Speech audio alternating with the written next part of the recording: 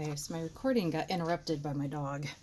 So the second example I'm going to do is 7xy all divided by 5x. So what I did was I split this into two fractions. I put the numbers one over the other. I matched the x's, and the y was by itself without anything underneath. And to keep everything going with a fraction, I put it under 1. So my x divided by x went to 1. My 7 and 5, they're not divisible by the same number, so I'm going to leave that. So 7 divided by 5, and then the y is in the top of my fraction here with nothing to cancel it with. So I'm going to leave it as 7y divided by 5. Okay? Now, word of caution. Okay.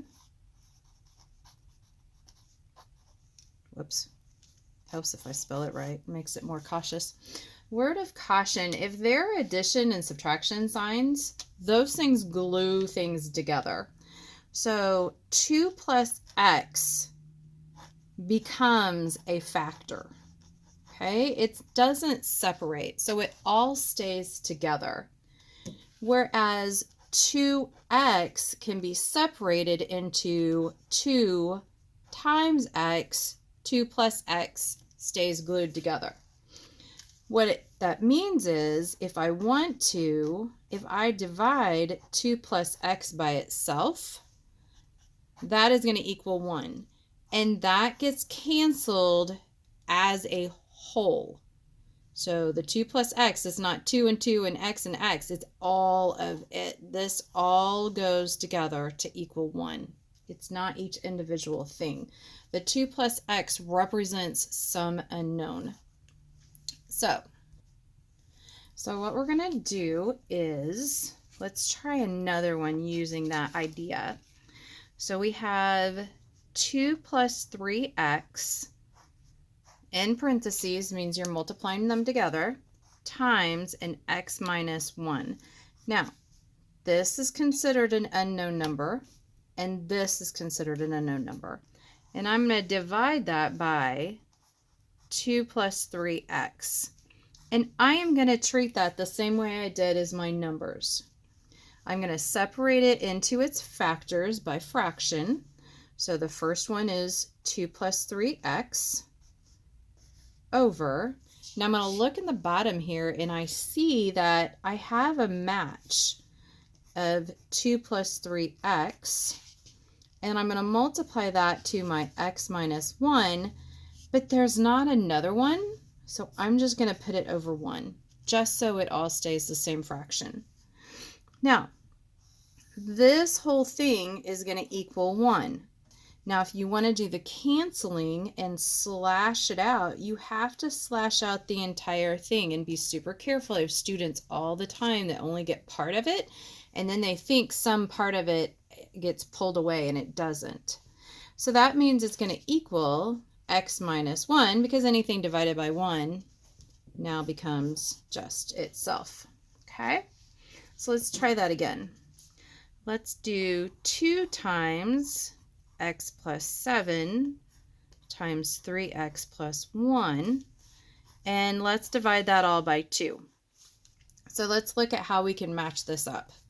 I'm going to start on the top, and I always go in order, and I'm going to match up the 2, and I'm going to look at the bottom, and I say, oh look, there's a 2 there. Then I see that there's an x plus 7, but it's not with anything.